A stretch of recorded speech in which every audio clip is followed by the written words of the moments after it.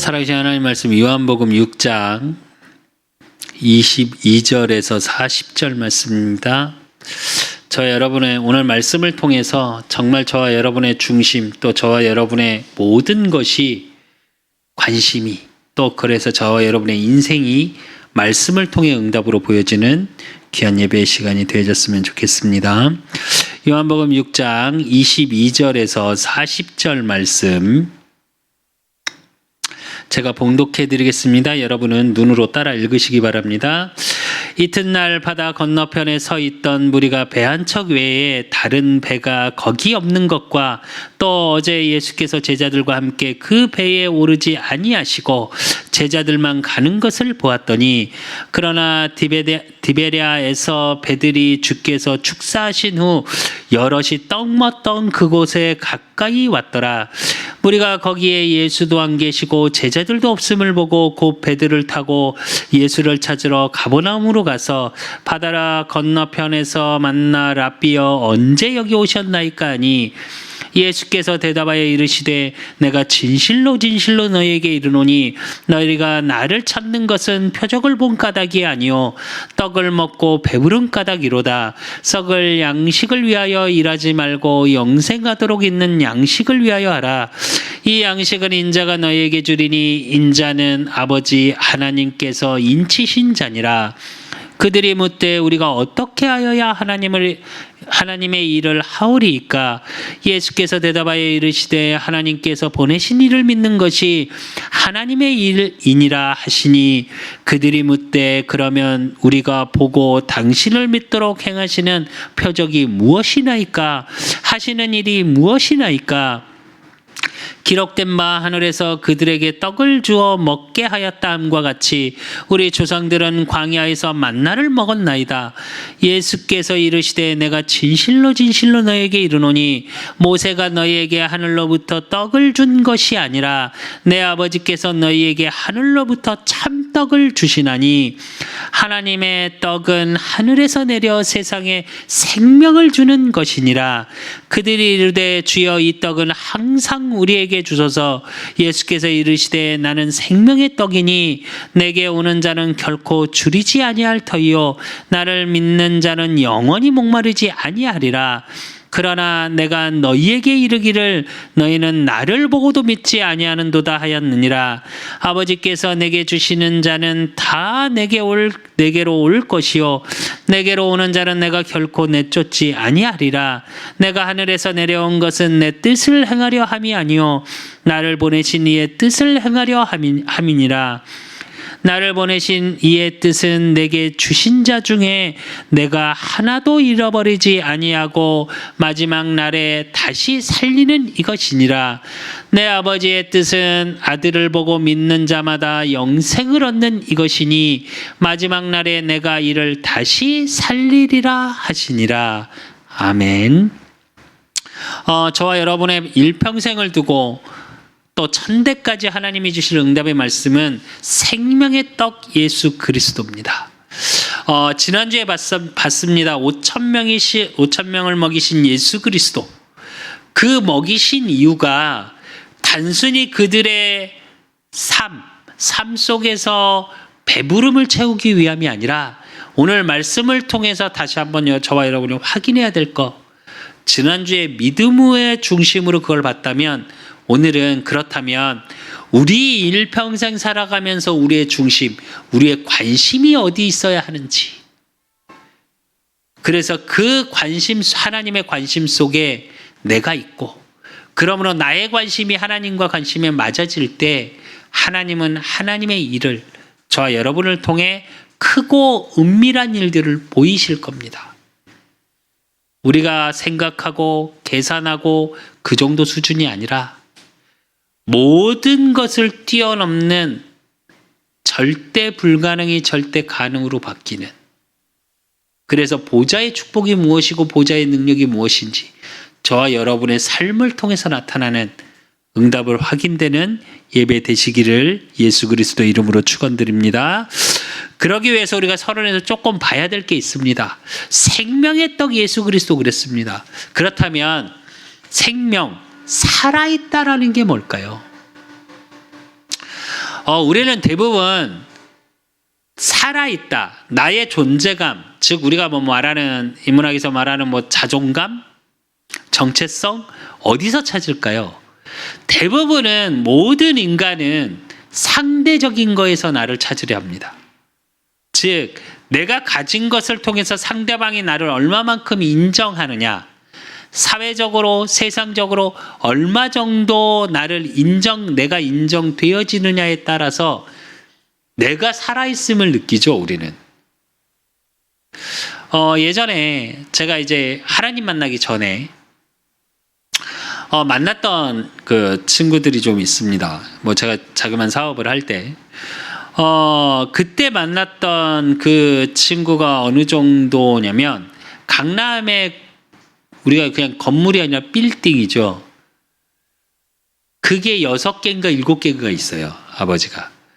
그래서 어느 정도냐, 세무사란 이런 부분의 라인만 해도 3개인가 4개가 법무 쪽으로 해서 걸쳐서 관리를 해요. 그 관리해주는 업체가 또 따로 있고, 그래서 그거를 관리하는 직원들이 따로 있어요. 그래서 아예 그런 회사가 돼 있는, 그 정도로 조금 경제적으로 능력 있는, 많은 사람들이 그렇게 경제의 능력도 세상의 능력으로 나를 확인하려 하죠. 내가 살아있는 걸. 또 어떤 사람들은 세상에서 보이는 걸로, 연예인처럼. 근데 그렇게 따지면 그 친구는 굉장히 살아있으면 어느 정도로 부자냐면, 집을 한번 놀러 갔는데요. 진짜로 거짓말 안 하고 집에서 그 당시에 20몇 년 전이죠. 그 당시에 집에서 일하는 사람만 4사람이에요. 근데 그 일하는 사람들 3명이 차가 있어요. 그러니까 진짜로 왜 우리 성북동 같은 데 가면 혹시 보셨습니까? 퇴근 시간대쯤 되면 이게 주차장 문 이렇게 열리는 문 열어놓고 이렇게 한 사람씩 서 있는 거? 그게 집사예요. 우리로 얘기하면. 교회 집사가 아니라 집을 관리하는 집사. 예. 근데 그 집이 그래요, 약간. 그 당시에 수입차 가지고 있고요. 그러니까 가족끼리 차가 다 한 대씩 다 있고, 이 친구도 그 당시에 일본 도요타 스포츠카 끌고 다녔었고. 근데 있죠. 그 친구가 술만 마시면 엉엉 울어요. 그러면서 뭐라 그러냐? 자기는 왜 살아가는지 잘 모르겠다고. 그러면서 뭐라 그러냐? 너무 힘들대요, 이런 삶이. 근데 그 친구 당시의 삶은 어땠냐? 외적으로 보여지는 데서는 부러움이 없는 친구예요. 밥을 먹으러 가자고 아침에, 이제 물론 이제 그쪽 이제 그 친구의 친구들을 소개받아서 저도 같이 이제 그 무리에 들어가서 뭐 3선 4선 국회의원 자녀들, 뭐 준 재벌집 자녀들 이렇게 만나서 이제 뭐 파티를 하고, 다음날 어떻게 하냐면 그냥 신라호텔 스카이 라운지 가서 아침 조식을 먹어요. 뷔페를 가서. 당시에 팔고면, 지금도 꽤 가격, 당시 한 8만 원 정도 하거든요. 딱 한 접시 먹고 나옵니다. 아침 조식으로. 처음엔 그들하고 부딪히는데 제가 제 정체성이 흔들리더라고요. 난 그동안 뭐라고 살았지? 야, 이런 삶도 있구나. 물론 티는 안 냈습니다. 부러움 지는 거니까. 근데 그렇게 사는데 그들이 모여 있으면 어떻게 하냐?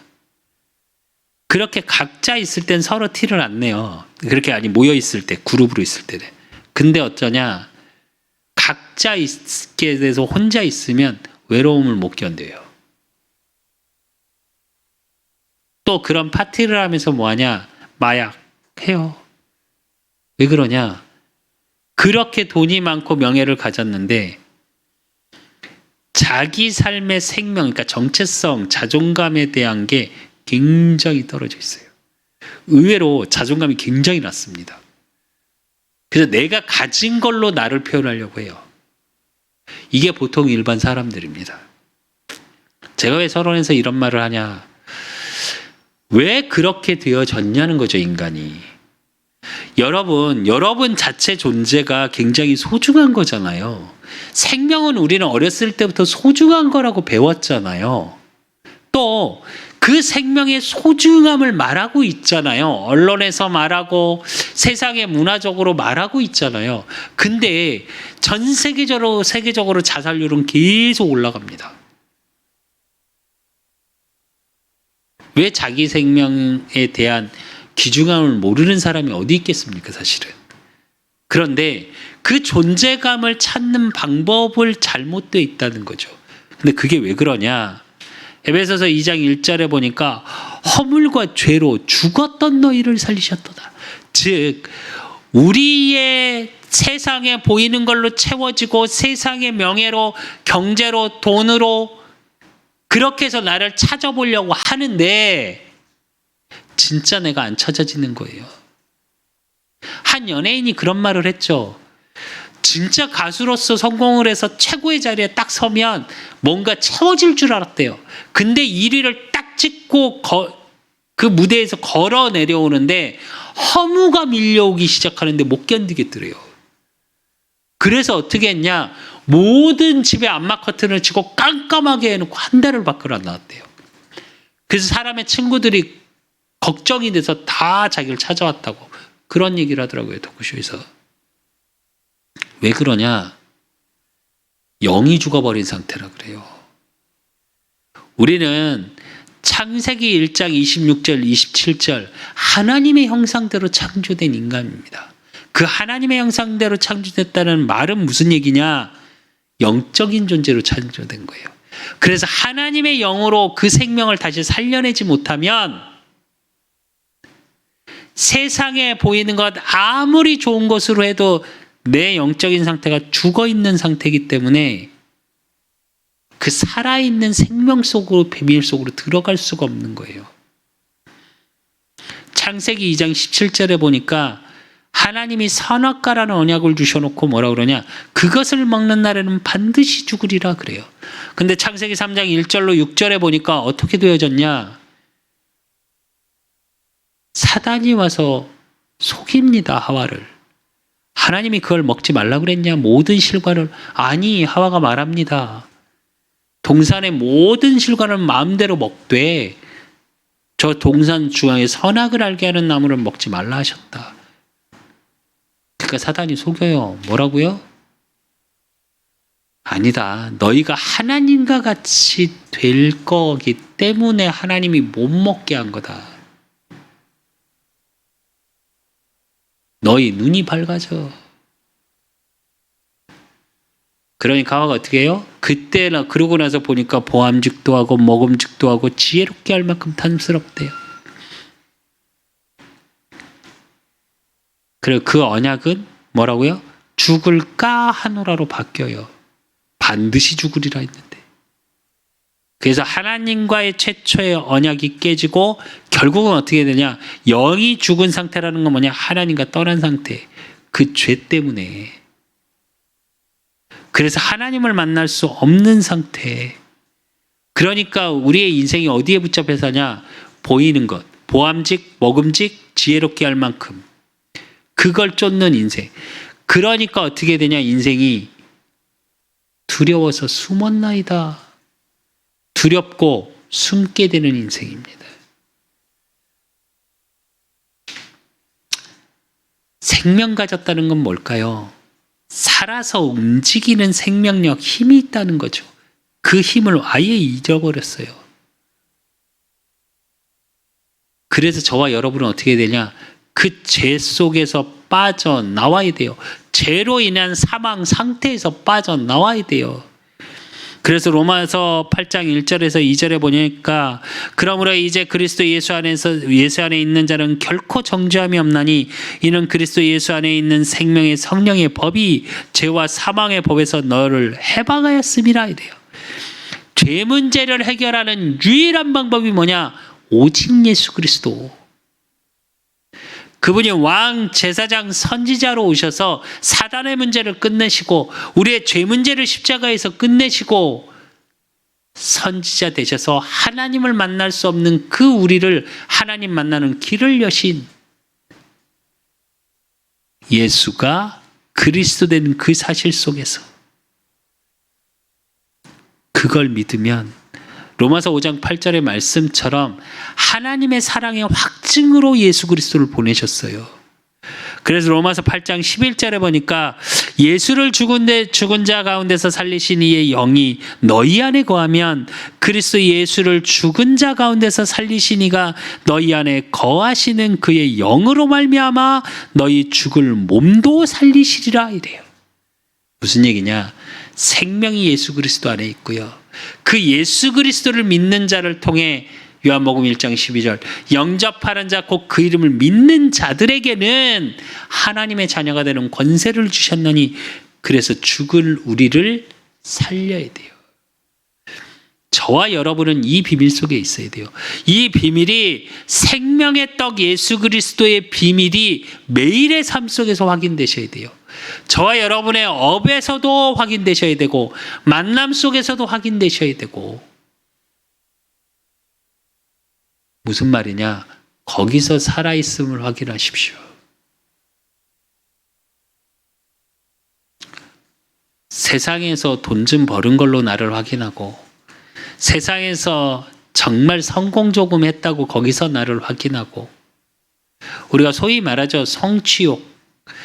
작은 성취 속에서 나를 확인하려고 하죠. 우리 인간들은. 죄송한데 복음 없는 성공의 성취 속에 있는 건 사실은 재앙입니다. 그게 저주예요. 왜? 그게 단 줄 알고 계속 그거의 메인 삶, 그게 올무가 돼서 그게 나의 덫이 돼서 나를 계속 조이거든요. 근데 복음 가진 자의 작은 성취는 뭐냐? 하나님의 말씀 성취예요. 내가 하나님 앞에 기도했던 기도 응답이에요. 전혀 다른, 이게 살아있는 겁니다. 그렇기 때문에 저와 여러분, 이 생명의 비밀 예수 그리스도 생명의 떡 되신 그리스도 이 비밀 안에서 나의 살아있음을 확인하기 위한 비밀 속에 무엇을 갖고 있어야 되냐? 그렇다면 내 관심, 내 중심이 어디 있냐가 중요하겠죠. 분명 성경은 말씀하십니다. 뭐라고요? 행위로 구원을 얻을 수 있는 게 아니다 라고 말씀하시거든요. 그렇다면 우리의 중심이 어디에 향해 있고 중심이 향해 있다는 건 우리 관심이 어디 있느냐가 다겠죠. 그래서 본론으로 우리가 봐야 될 거, 우리의 중심이 어디 있냐는 거예요. 그래서 바른 중심, 바른 관심. 그래서 첫 번째 우리가 봐야 될 게 뭐냐? 무리의 중심이에요. 무리는 어디에 관심이 있었을까요? 지난주에 잠깐 봤습니다. 무리는 어디에 관심이 있었죠? 먹고 입고 마시는 거. 그 무리가 어느 정도냐? 오늘 요한복음 6장 22절 25절에 보면 예수님이 보이지 않거든요. 왕으로 세우려고 그랬는데. 그러니까 막 찾아다닙니다. 근데 그 찾는 이유가 예수가 그리스도, 그분이 메시아요, 그분이 나를 생명 주시는 이로, 영적 모든 것을 살리시는 이로 그렇게 해서 찾은 게 아니고요. 예수님이 말씀하세요. 그렇게 해서 결국 찾아가지고 그 무리가 예수님을 찾아냅니다. 왜냐하면 생각해 보십시오. 남자만 5,000명이었다니까요. 못 찾겠습니까? 찾겠죠. 학자까지 찾아낸 거예요. 근데 그 무리가 찾아온 걸 보고 예수님은 뭐라 그러시냐? 요한복음 6장 26절에 보니까 예수께서 대답하여 이르시되 내가 진실로 진실로 너희에게 이르노니 너희가 나를 찾은 것은 표적을 본 까닭이 아니요 떡을 먹고 배부른 까닭이로다 이래요. 표적은 제가 말씀드렸죠. 표적의 의미가 뭐라고요? 표적과 이적은, 그러니까 성경에서 표적과 이적이 나오는 이유는 뭐예요? 예수님이 그리스도라는 사실을 증거하기 위한 기적이에요. 근데 이들은 그 예수 그리스도에는 관심이 없고 뭐만 관심이 있다고요? 배부르고 내 만족을 채우기 위해서. 그게 어디 나오냐? 그래놓고 예수님이 말씀하시죠. 27절에 썩을 양식을 위하여 일하지 말고 영생하도록 있는 양식을 위하여 하라. 이 양식은 인자가 너에게 주리니 인자는 아버지 하나님께서 인치시니라. 하나님이 나를 보증한다 이 얘기예요. 인치신 도장은 보장을 얘기하는 거거든요. 보증을 얘기하고 하나님이 나를 보증한다 라고 얘기하니까 이들이 뭐라고 그래요? 이들의 관심이 나와요. 그들이 묻되 우리가 어떻게 하여 하나님의 일을 하오리까? 예수께서 대답하여 이르시되 하나님께서 보내신 이를 믿는 것이 하나님의 일이니라 하시니 그러는데, 그러니까 30절에부터 나옵니다. 그들이 묻되 그러면 우리를 보고 당신을 믿도록 행하시는 표적이 무엇이나이까? 하시는 일이 무엇이니까? 아니 하나님이 보내셨는데 그럼 내가 예수님을 그리스도로 뭘 보고 믿어요? 이 말이에요. 뭘 보고 믿을까요? 그러니까 31절에 그들이 또 이어서 말해요. 그러면서 뭘 얘기하냐? 기록된 바 하늘에서 그들에게 떡을 주어 먹게 하였다함과 같이 우리 조상들은 광야에서 만나를 먹였나이다. 메시아라는 그거면 나한테 뭐 달라고요? 그리스도는 관심이 없어. 뭐요? 메시아가 맞으시면 예전에 모세를 통해 만나 메추라기 주셨던 것처럼 우리 배부르게 해주세요 이 얘기예요. 그러니까 무리에 가시면 다 어디 있었냐? 오직. 그러고 나서 34절에 뭐라고 그래요? 그들이 이르되 주여 이 떡을 항상 우리에게 주소서 이래요. 예수님은 32절 33절에 보면 하늘의 떡이 하늘에서 내려진 세상에서 생명을 주는 것이니라 이러는데, 여기서 말하는 생명은 영적인 생명을 말하고 있는데 이들은 계속 뭘 얘기하고 있냐? 내 만족을 채우기 위한. 지난주에 봤죠? 배부르다의 원어적인 뜻이 뭐라고요? 만족하게 하다 이 뜻이에요. 그래서 지난주에 봤던 오병이의 기적의 본문 중에 뭐라고 그래요? 그들이 원하는 대로 가져가게 하니 이렇게 나오죠. 이 말의 의미는 무슨 얘기냐면, 원어적인 뜻이 무슨 뜻이냐면 내가 수고하고 너무 힘듭니다. 그거 안 하고 먹을 양식 내 인생을 채워달라 이 얘기예요. 우리는 이 신앙이 없을까요? 예수가 그리스도심을 믿었어요. 근데 그 믿는 우리의 관심이 내 힘, 내 노력으로 정말 너무너무 인생이 힘들어. 물론 그래서 복음을 대부분 만나는 기회가 되죠. 근데 내 관심도 늘 그것만을 채우기 위한 관심이다? 이 얘기예요. 누가 그러시더라고요. 신앙생활 하니까 큰 교회를 가야 된다 그러면서 큰 교회 가는 이유가 뭐냐? 교회도 비즈니스다. 그게 이겁니다. 제가 전에도 한번 말씀드렸잖아요. 현장 가서 얘기하는데 제가 개척교회 그때는 개척교회 섬길 때니까 얘기했더니 브랜드 있는 교회를 가야 된다며. 그게 이 얘기예요. 관심이 복음에 없어요. 그리고 뭐만 따라가냐? 표적에만 관심이 있어. 내가 너무 수고하고 힘들지 않게 나 좀 먹여 살려주세요. 마태복음 16장 1절에서 4절에 보면 바리새인과 사두개인들이 와서 예수를 시험하여 하늘로부터 오는 표적을 보기를 청하니 예수께서 대답하여 이르시되 너희가 저녁에 하늘이 붉으면 날이 좋겠다 하고 아침에 하늘이 붉고 흐리면 오늘은 날이 굳겠다 하나니 너희가 날씨는 분별할 줄 알면서 시대의 표적은 분별할 수 없느냐? 악하고 음란한 세대가 표적을 구하나 요나의 표적밖에는 보여줄 표적이 없느니라 하시고 그들을 떠나가시니라 이래요. 오늘 무리도 다 유대인의 무리예요. 근데 바리새인 사두개인들이 그 구약을 달달달달 외우고 성경 말씀을 그렇게 잘 알고 잘 지킨다는 사람들이 뭐라 그러냐? 표적 보여주세요.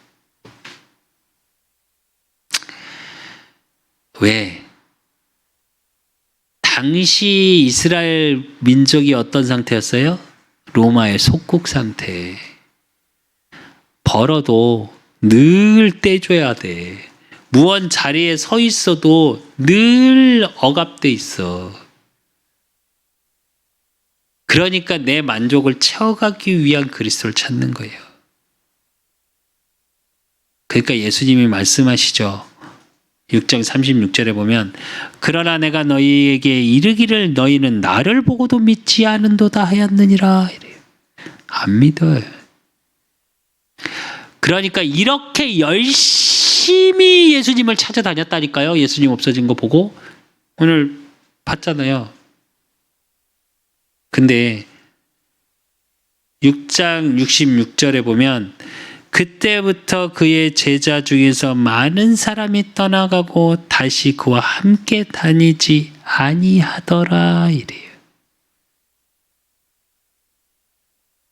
계속 오병이어로 먹여주고 배부름을 채워줄 줄 알았더니 생명의 떡만 계속 얘기하거든요. 근데 이들이 말하는 생명의 떡과 예수님이 말씀하시는 생명의 떡이 다르거든. 내 세상 욕망이 채워지지 않으니까 떠나가 버려요. 이게 무리의 중심이고 무리의 신앙이었던 거예요. 우리 교회 수예배 때 지금 신천지 분들이 계속 오죠. 그 중에 한 분이 우리 교단에 있다가 가신 분. 또 대부분의 신천지 쪽으로 가신 분들은 신천지는 정확히 얘기하면 불신자 전도 안 합니다. 하나님의 교회도 마찬가지고 모든 이단들의 특징이죠. 불신자 전도 안 해요. 뭐 하냐? 하나님을 믿는다 하고 잘 믿고 싶어 하는 사람들을 공략해요. 공략. 그러면서 신천지에 빠진 대부분의 사람은 뭘로 공격하는 줄 아십니까? 현실에 응답받지 못하지 않았느냐예요. 그걸로 공격합니다. 그렇게 신앙생활 했는데 남은 게 뭐예요? 예요. 그래서 쉽게 넘어가는 겁니다, 사람들이. 왜 제가 이 얘기를 하냐? 저와 여러분의 신앙, 저와 여러분의 관심사가 늘 세상 것에 있다. 그러면 떠나가게 되는 겁니다. 예수 그리스도를 지식으로 알고 그 표적이 말씀이 기준이 아니고 말씀으로 믿는 것이 아니고 내 체험으로 믿고 경험으로 믿으려고 하면 그렇게 되는 거예요. 저와 여러분이 조심하셔야 돼요. 그렇다면 하나님은 이런 유대인에게, 이런 우리에게 어떤 관심, 어떤 중심으로 오셨냐고요.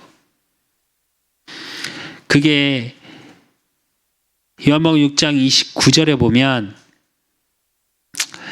예수께서 대답하여 이르시되 하나님께서 보내신 이를 믿는 것이 하나님의 일이니라 하시니 이래요. 하나님의 일이 뭐냐? 예수 그리스도를 보내신 일이에요. 무슨 얘기냐? 그걸 믿는 자. 요한복음 1장 12절, 계시록 3장 20절 다 무슨 말씀이냐? 요 얘기예요. 로마서 5장 8절 다 이 얘기예요. 하나님의 관심은. 그러면서 요한복음 6장 32절에서 40절에 보면 다 무슨 얘기냐? 40절에 보면 39절부터 보면 나를 보내신 이의 뜻은 내게 주신 자 중에 내가 하나도 잃어버리지 아니하고 마지막 날에 다시 살리는 이것이니라. 내 아버지의 뜻은 아들을 보고 믿는 자마다 영생을 얻는 이것이니 마지막 날에 내가 이를 다시 살리리라 하시니라. 이래요. 영생을 주기 위함이다 라고 말씀하시면서 35절에 뭐라고 그러시냐? 예수께서 이르시되 나는 생명의 떡이니 내게 오는 자는 결코 줄이지 아니할 터이요 나를 믿는 자는 영원히 목마르지 아니하리라. 이래요. 그러면서 오늘 읽질 않았습니다. 요한복음 6장 54절에서 56절에 보면 내 살을 먹고 내 피를 마시는 자는 영생을 가졌고 마지막 날에 내가 그를 다시 살리리니 내 살은 참된 양식이요 내 피는 참된 음료로다. 내 살을 먹고 내 피를 마시는 자는 내 안에 거하고 나도 그 안에 거하나니 이래요. 피 얘기가 계속 나와요. 양식, 생명의 떡. 이 말은 무슨 얘기냐? 피는 뭘 얘기하죠? 죄 문제가 해결돼야 돼요. 생명을 얻기 위해서. 그래서 에베소서 1장 6절에서 7절에 보면 이는 그가 사랑하시는 자 안에서 우리에게 거저 주시는 바 그의 은혜의 영광을 찬송하게 하려는 것이라. 우리는 그리스도 안에서 그의 은혜의 풍성함을 따라 그의 피로 말미암아 속량 곧 죄사함을 받았느니라 이래요. 죄 문제를 해결하지 않고는 영생을 얻을 수가 없어요. 죄 문제를 해결하지 않고는 하나님의 자녀가 될 수 없어요. 죄 문제를 해결하지 않고는 생명을 얻을 수가 없어요. 그래서 하나님의 관심은 뭐냐? 그 죄 문제를 해결하길 원하시는 거예요. 그래서 예수님을 그리스도로 독생자를 이 땅에 보내신 거예요. 요한복음 3장 16절의 말씀처럼 하나님이 세상을 이처럼 사랑하사 독생자를 주셨으니 이를 믿는 자는 뭐라고요? 영생을 얻게 하신다고요. 생명 주시기 위해서. 그래서 하나님의 모든 관심은 어디에 있냐? 생명에 있어요. 예수 그리스도에게 관심이 있는, 보내시고 이 땅에 보내신 예수가 그리스도 대신 그분이 이 땅에 왜 오셔야 됐냐? 생명을 살리기 위해서, 생명 주시기 위해서. 그 얘기는 저와 여러분한테 있다니까요. 모든 관심이. 그래서 에베소서 2장 5절에서 7절에 보면 허물로 죽은 우리를 그리스도와 함께 살리셨고 그래요. 너희는 은혜로 구원을 받은 것이라 또 함께 일으키사 그리스도 예수 안에서 함께 하늘에 앉히시니 이래요. 뭘 얘기하냐? 보좌의 축복을 얘기하는 거예요. 이는 그리스도 예수 안에서 우리에게 자비하심으로써 그 은혜의 지극히 풍성함을 오는 여러 세대에 나타내려 하심이라. 저와 여러분의 삶을 통해 보좌의 축복이 드러날 만큼 하나님의 관심은 여기 있다니까요. 무리와 같이 세상에 관심이 있고 내 것을 채우기 위한 관심, 그게 아니고 저와 여러분이 생명 가진 자로 보좌의 축복을 24시 누리는 축복 속에 있다 보면 정말 여러 세대에 나타날 만큼 하나님의 구원의 축복을 주시는 그 보좌의 축복, 보좌의 능력 누리시길 원하는 거라니까요. 거기에 하나님의 관심이 있어요.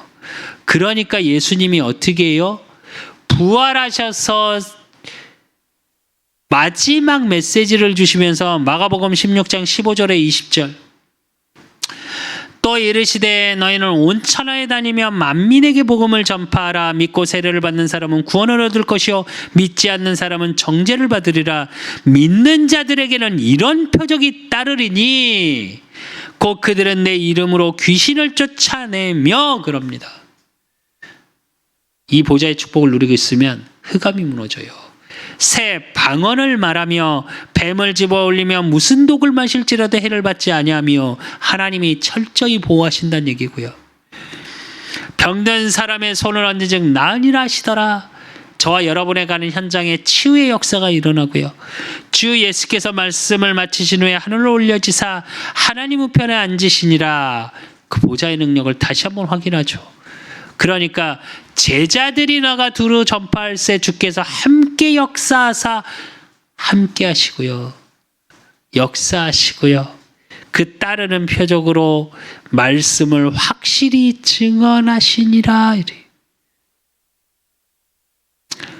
여러분, 하나님의 관심은 여기에 있습니다. 내가 지금 연약하고 부족하고 환경이 어렵고, 아니요. 하나님은 다 알고 계시고요. 제가 요즘 많이 듣는 찬양 중에 하나, 공감하시다라는 찬양이 있어요. 나 홀로, 그 가사 내용이 뭐냐면, 나는 혼자라고 느끼고 늘 혼자라고 사는데, 아니 하나님은 나와 함께 하시고 나의 모든 삶을 하나님이 공감하고 계시대요. 처음에는 공감하시다라는 단어에 대해서 조금 이질감이 있었어요. 제가 사실은. 그건 인간끼리의 의미로 조금 생각을 하잖아요.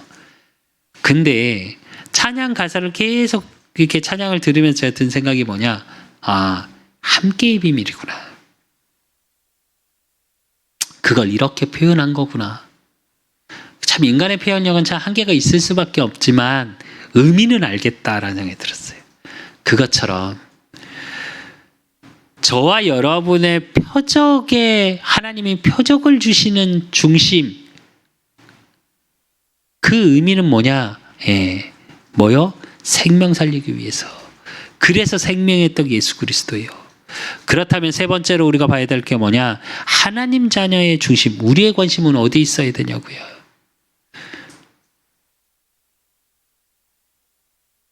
그래서 제일 먼저 해야 될 게 뭐냐? 사실은 버려야 할 것부터 보셔야 돼요. 그게 요한복음 6장 41절에서 43절이에요. 이 얘기를 쭉 했는데 41절에서부터 보면 자기가 하늘에서 내려온 떡이라 하심으로 유대인들이 예수에 대하여 수군거려 이래요. 그 표적 보고 따라왔던 사람들 얘기예요. 요게.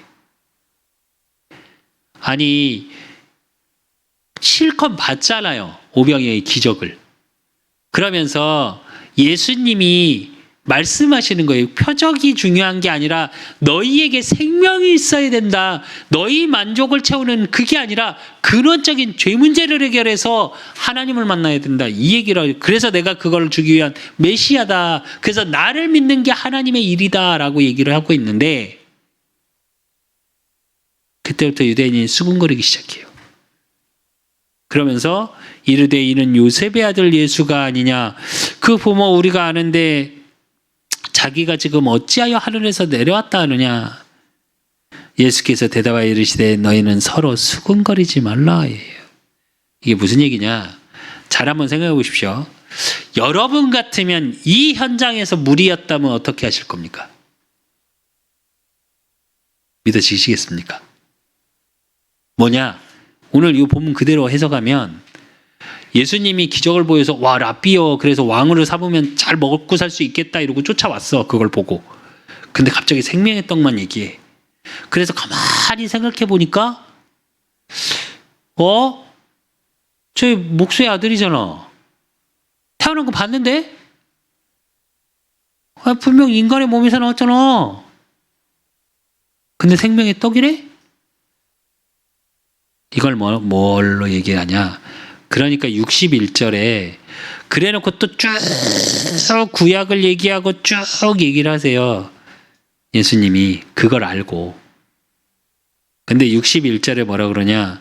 예수께서 스스로 제자들이 말씀에 대하여 수군거리는 줄 아시고 이르시되 이 말이 너희에게 걸림돌이 되느냐 이래요. 무슨 말이냐? 하나님의 말씀을 받을 때요, 보이는 건 내 경험이 기준되어 있으니까 말씀이 계속 걸림돌이 되는 거예요. 하나님의 언약과 내 삶의 현장의 갭이라고 하죠. 이 갭 차이가 자꾸 큰 거예요. 그러니까 지난주 말씀처럼 어린아이와 안드레와 같이 하나님께 내어놓지를 못해요. 사실은 우리가. 로마서 8장 7절에서 8절에 보면 육신의 생각은 하나님과 원수가 되나니 이는 하나님의 법에 굴복하지 아니할 뿐 아니라 할 수도 없음이라. 육신에 있는 자들은 하나님을 기쁘시게 할 수 없느니라 그랬습니다. 내가 경험하고 내가 가진 세상 것이 그것에 관심, 그것에 중심을 두고 있으면 계속 말씀이 걸림돌이 돼요. 근데 뭐라고 그러시냐, 예수님은 좀 전에 말했던 것처럼 요한복음 6장 47절에서 51절에 뭐라고 그러시냐, 내가 생명의 떡이다 이래요.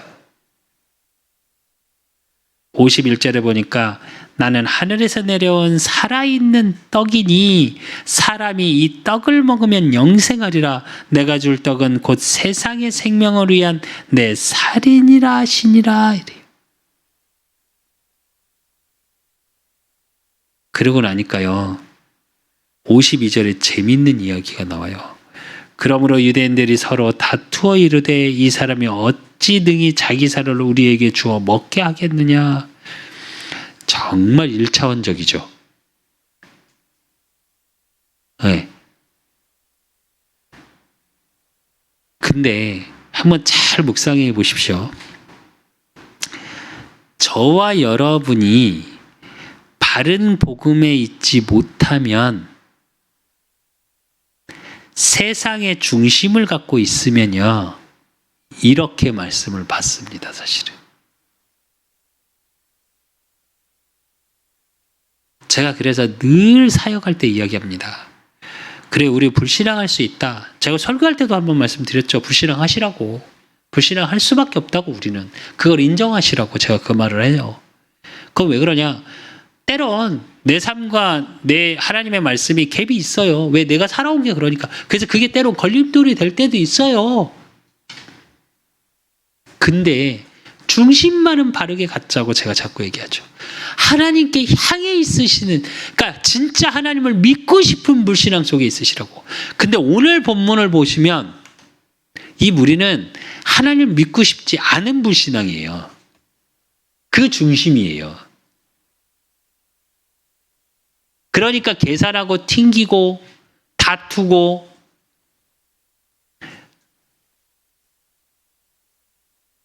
근데 오늘 재밌는 구절이 있습니다. 우리의 중심이 어때야 되냐? 제가 아까 말씀드렸죠. 59절부터 보면 이 말씀은 예수께서 가버나움 회당에서 가르치실 때에 하셨느니라 이래요. 그래놓고 제자 중 여럿이 듣고 말하되 이 말씀은 어렵도다 누가 들을 수 있느냐 한데, 그러니까 헷갈린다, 뭔 말인지 모르겠다 이 얘기거든요. 그러니까 뭐라 그래요? 예수께서 스스로 제자들이 이 말씀을 대하여 수군거리는 줄 아시고 이르시되 이 말이 너희에게 걸림돌이 되느냐?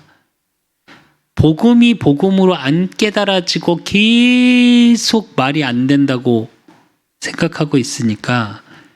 그런데 66절에 보면 그때부터 그의 제자 중에 많은 사람이 떠나가고 다시 그와 함께 다니지 아니하더라 이래요. 그래놓고 무리도 떠나가고 제자라고 남아있던 사람들도 떠나간 거예요. 근데 예수님의 질문하십니다.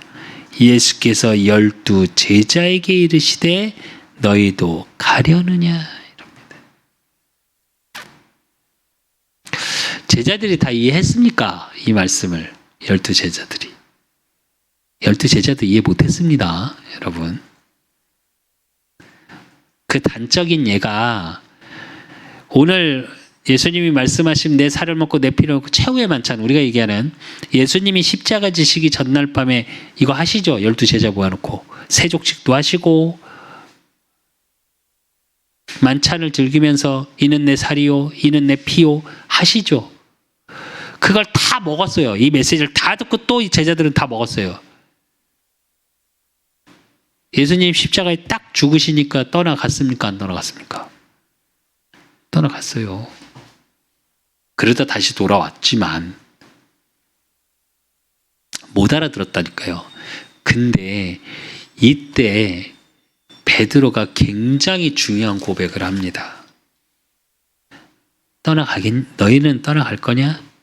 이 얘기가 마태복음 16장 13절에서 20절 말씀하고 같은 내용입니다.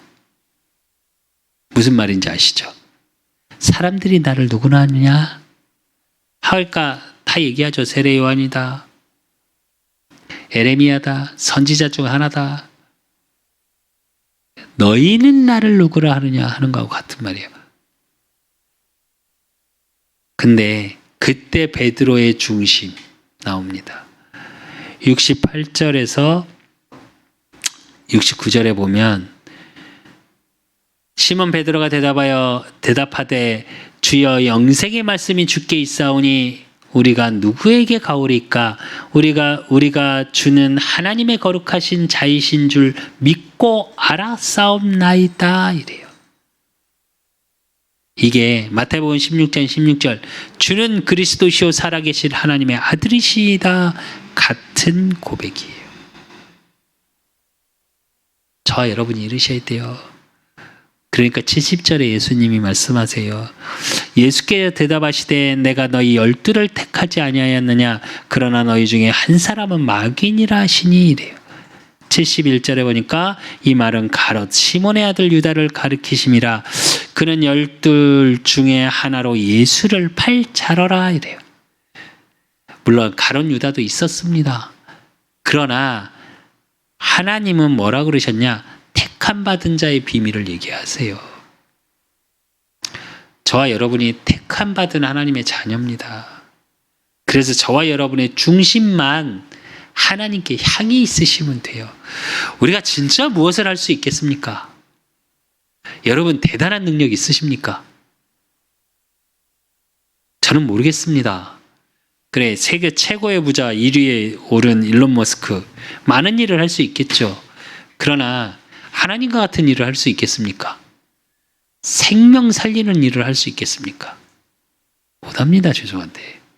근데 저와 여러분은 그 생명 살리는 일에 택함 받은 자예요. 그 베드로전서 1장 5절에서 7절에 보면 그렇기 때문에 아무것도 걱정하지 마십시오. 너희는 말세에 나타나기로 예비하신 구원을 얻기 위하여 믿음으로 말미암아 하나님의 능력으로 보호하심을 받았느니라. 그러므로 너희가 이제 여러 가지 시험으로 말미암아 잠깐 근심하게 되지 않을 수 없으나 오히려 크게 기뻐하는도다. 너희의 믿음의 확실함은 불로 연단하여도 없어질 금보다 더 귀하여 예수 그리스도께서 나타나실 때 칭찬과 영광과 존귀를 얻게 할 것이니라 이랬어요. 무슨 말이냐? 잠깐 근심도 있답니다. 연단도 있답니다. 근데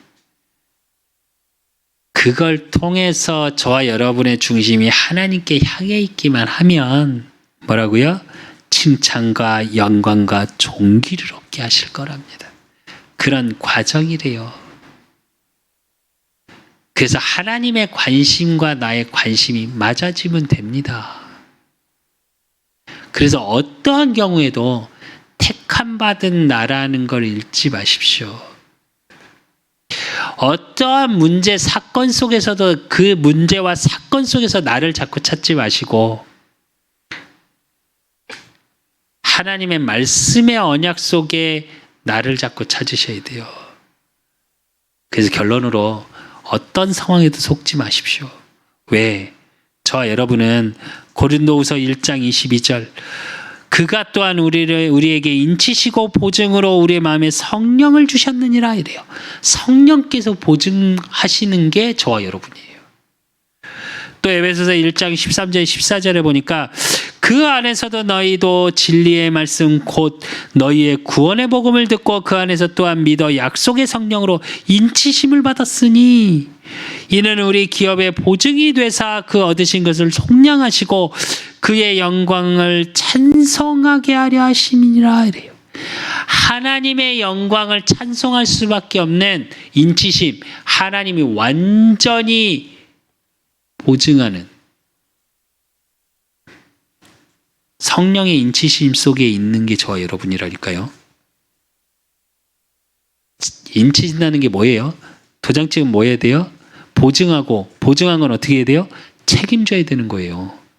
그래서 하나님이 완전히 책임지고 계시고 그렇기 때문에 베드로전서 2장 9절 그러나 택하신 족속이여 왕같은 제사장들이여 거룩한 나라여 그의 소유가 된 백성이니 이는 너희를 어두운 데서 불러내어 그의 귀한 빛에 들어가게 하시니 아름다운 덕을 선포하게 하려 하심이라 이래요. 그 아름다운 덕을 선포하라고 택함 받은 저와 여러분이에요. 그래서 저와 여러분은 실패할 수 없습니다. 실패한 것 같으나 그게 잠깐의 뭐라고요? 연단, 고난. 근데 그 연단 고난이 뭐 때문이라고요? 칭찬과 영광과 존귀를 얻게 하기 위해서. 그래서 생명의 떡 예수 그리스도가 저와 여러분의 모든 것을 살리실 거고, 저와 여러분의 모든 현장을 살리실 거고, 모든 만남을 뭐라고요? 기이한 빛에 들어가신 이의 아름다운 덕을 선포할 수밖에 없는 그 하나님의 일, 예수가 그리스도 되심을 믿을 수밖에 없는 저와 여러분이 믿고 저와 여러분의 모든 현장에서 믿어질 수밖에 없는 생명이 살아나는 일들. 그래서 오늘부터 저와 여러분의 관심만 조금 바꾸시면 돼요. 저와 여러분의 중심만 하나님께 향해 있음을 고백하는 비밀 속에 있으시면 돼요. 지금의 어려운, 그래서 성경에서는 연단이라고 표현하죠. 지금의 힘겨운, 그래서 잠깐의 근심이라고 얘기하죠. 그래서 성경에서는 계속 뭐라고 얘기해요? 두려워하지 말라, 근심하지 말라, 염려하지 말라 말씀하세요. 그래서 저와 여러분의 중심, 마음이 염려, 근심, 불안 속에 있지 마시고 이제 하나님을 믿는 참 믿음 속에 생명의 떼기신 그리스도의 그 안에서 24시 소망을 누리는, 그래서 그 소망이 모든 삶을 통해 만남을 통해 선포되고 전달되어지는 택함 받은 나의 축복을 누리시기를 예수 그리스도 이름으로 축원드립니다. 하나님 아버지 감사합니다. 하나님, 정말 하나님이 나를 부르시고 하나님이 나를 이 자리로 인도하시고 세우심에 대한 분명한 확신을 갖는 축복 속에 있게 하시니 하나님 감사드립니다. 오늘 주신 말씀처럼 생명의 떡 예수 그리스도, 그 복음의 비밀이 내가 누려지고 나의 현장에 증거되어지고 드러날 만큼 하나님의 축복이 확인되어지는 우리 그사랑교회와 모든 성도들이 되어질 수 있도록 하나님 축복하여 주시고, 주신 말씀처럼 어떠한 일에도 어떠한 상황에도 말씀을 떠나 있는 자, 복음을 떠나는 자가 아니라, 또 그 말씀이 걸림돌이 되는 자들이 아니라 하나님의 말씀이 나의 삶을 통해 드러나고 성취되어지는, 그래서 말씀을 통해 내가 살아나고 내 현장이 살아나고 만남을 통해 생명을 살릴 수밖에 없는 축복 속에 있는 나임을 확인하는 축복 속에 있을 수 있도록 하나님이 축복하시고 인도하여 주시옵소서. 저들의 가는 모든 삶을 통해 생명의 떡, 그 생명력의 비밀이 모든 삶을 통해 확인되어지는 한 주간 되어질 수 있도록 하나님이 축복하시고 인도하시고 역사해 주실 줄 믿사옵고, 살아계신 예수 그리스도의 이름으로 감사함으로 기도드리옵나이다. 아멘. 모든 문제 해결자 되신 우리 주 예수 그리스도의 은혜와 우리 하나님 아버지의 극진하신 사랑하심과 성령님의 내주교통 역사하심이 생명의 떡 예수 그리스도의 능력으로 말미암아 내가 살아있고 내 현장을 살리길 소원하는 우리 그사랑교회 모든 성도들 머리 위에, 저들의 가정과 업과 모든 만남 위에 이제로부터 영원까지 항상 함께 있을지어다. 아멘.